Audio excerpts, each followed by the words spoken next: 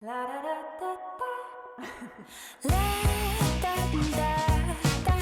friends, and welcome back to my channel. I know, 2 videos in 1 week. Who is she? She has returned.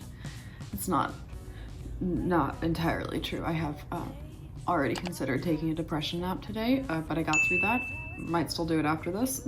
We'll see. But all of that aside, today is my Tennessee Renaissance Festival video. Hey past Maggie, future Maggie here. I am going to let you finish, but first I want to talk about Dossier. Dossier reached out to me to be featured in a video, and I have been looking for a new perfume, so I thought I'd try them out. Before this, I had been using Lust by Lush, but when they started giving presents to cops, I decided to stop supporting them. But I loved that that perfume was jasmine scented, and Dossier has jasmine perfume. It is made in France and cruelty-free, and I got their floral jasmine scent, which is absolutely lovely.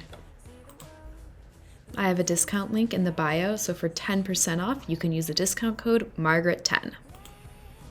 So thank you so much to Dossier for being featured in this video, and check out that discount code. So it's going to be a very similar video to my Georgia Renaissance Festival video, which came out a few weeks ago. A little over a month ago now at this point, I believe. So let's just dive right in. So we went to the Tennessee Renaissance Festival. The last weekend it was operating, which also happens to be Memorial Day weekend. So they were actually running an extra day because they usually only run on weekend days, but they were running on the Monday of Memorial Day as well. So we were there the second to last day, that's Sunday. And my mom actually came into town. I had been in Denver, and then she and I flew down here and we went to Savannah to go see my grandmother. And then the last day she was in town, we went to the Renaissance Festival, which was super fun. And then her brother, my uncle, drove down from Chicago with his girlfriend who I'd never met before. So I got to see my Uncle Rich, who I hadn't seen in years, and meet his girlfriend Han.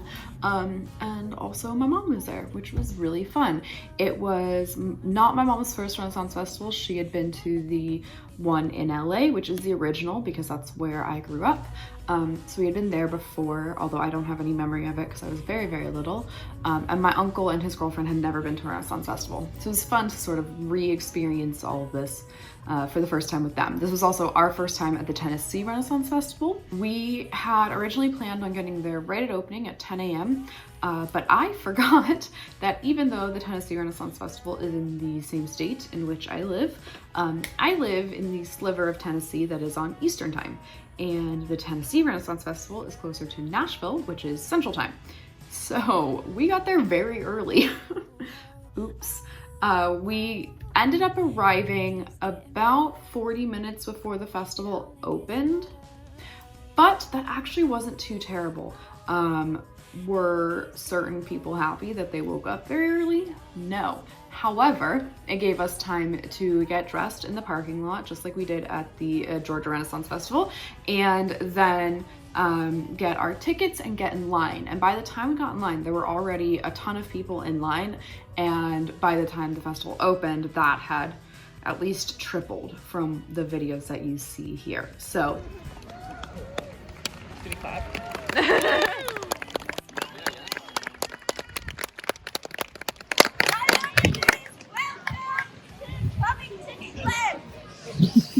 I am honored to be here and joining the festivities with me on a glorious day that we have arranged just for you. I'm actually pleased to say that I've heard that is jousting, that is falconry, that is music abounding, and I, as your queen, will enjoy these festivities as well. My ladies in waiting will be also participating in a judging of a contest for those that have come in the Italian and French style masquerade.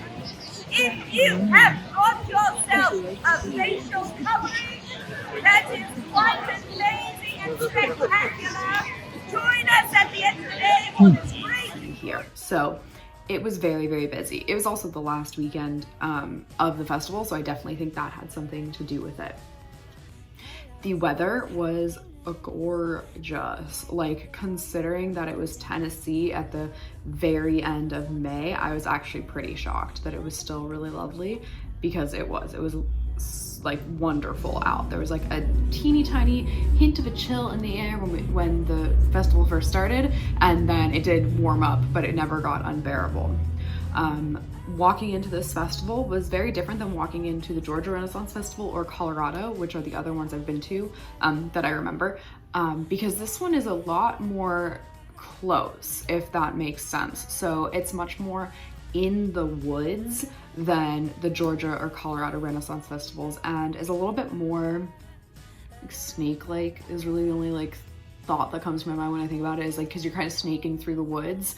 It's beautiful, but when it's super busy, because there's not a lot of open space, it does get very crowded and can feel a little claustrophobic, especially after spending 18 months avoiding humans. My whole party was vaccinated, so that definitely helped make us feel comfortable, but it was very crowded. If you're not feeling super comfortable around people, I mean, this one's over, but you know, it was busy.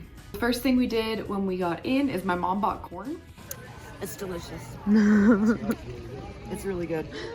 We just walked past corn. She was feeling really into corn at the moment. We had gotten breakfast just at Starbucks on the way up, but I don't think she had gotten anything. So she had corn for breakfast, which was funny. And then we wandered around a little bit. My first stop is almost always the Joust, but this Joust started pretty late. Like the first one was pretty late in the day. 2 hours, I think, after opening, and we were in there basically when it opened. So we wandered around a bit, just sort of like getting our lay of the land, and then we stumbled across a juggling act, which was actually amazing. The act that we saw, his name was Paolo Garbanzo, like the bean. He did make a child cry during the show. It was hilarious. She cried harder when everyone laughed at her, which was unfortunate, but he did not mean to. You could just tell that he felt very badly about that situation. But it was quite funny for everyone else involved. A really funny comedy juggling act.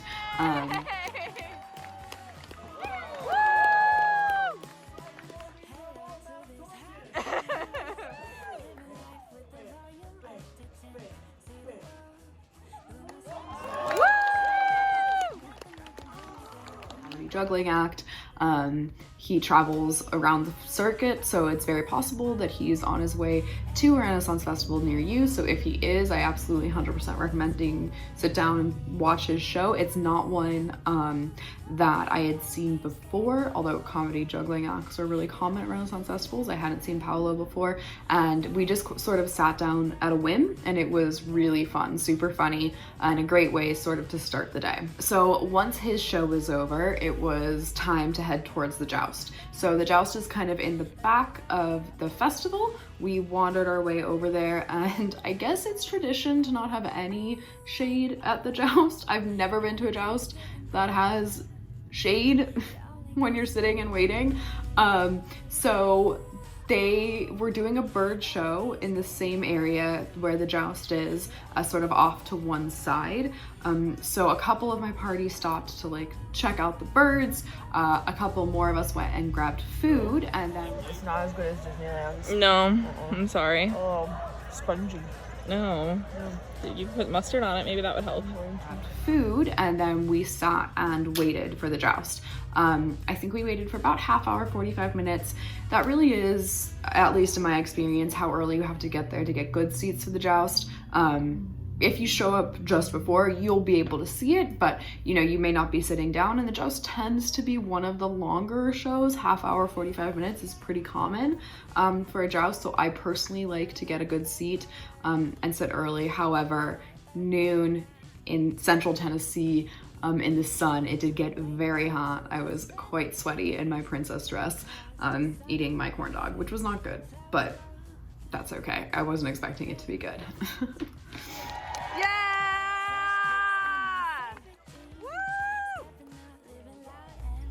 So after the joust, we were once again just sort of wandering around, taking in the sights. They had some really awesome artisans there, some really cool vendors that I hadn't seen before. They were selling wooden swords and shields for like little kids to use, and that was super cute. And just some like more unique things than I had seen before. And then Cody and Janie did do the strength testing again. I think they did a little bit better than they did at Garf, but not much.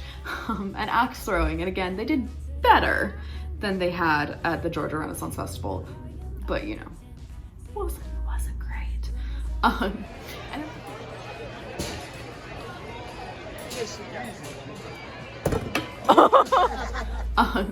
And then we just continued to wander around. I kind of stopped getting footage at this point, mostly because I was super overwhelmed with the number of people there. You know, with the whole pandemic thing, I have been very, very careful, haven't been going out in crowded places, so this was probably the most crowded place I had been to at this point.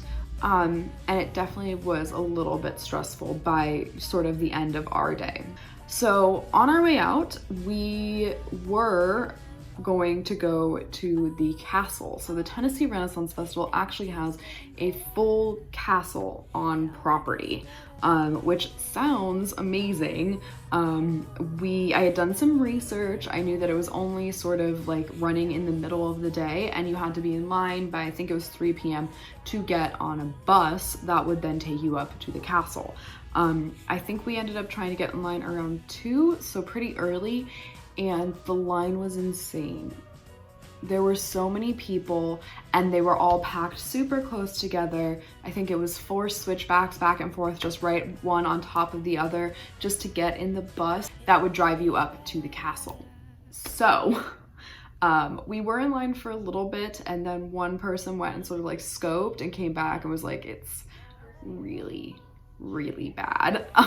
So we bailed and we went home, and it was the right decision because we probably would have added 2 or 3 hours to our day just standing in line, getting on the bus, touring the castle, and then heading home. So next year, when we inevitably go, that's probably gonna be the first thing we do. It opened an hour after the festival opened, so it opened at 11, and I think we'll get in line pretty much as soon as we can to get up there. I don't know if COVID regulations, spacing out, you know, party size, that kind of thing, affected the amount of people that were in line and the wait time. I think it's definitely possible. But look for my Tennessee Renaissance Festival video from next year to see if I actually make it, because I was very excited to see it. And with all of that, I think that is the entire experience. I hope you all enjoyed this video. If you did, please do give me a like and a subscribe. If you've been to this festival, please let me know if the castle has been this crazy in years past, or if this is just how it is, or if it's a COVID thing. If you go to a different festival, especially one like in the southeast area that you really like, that maybe is still coming up. I know there's a whole bunch coming in October and November. If there's anything in my area that you think that we should go check out, absolutely leave that comment below. We are considering Carolina and Alabama because those are both relatively quick drives, and they're in the fall. So with all of that, I hope you all have an absolutely lovely day. Bye, friends.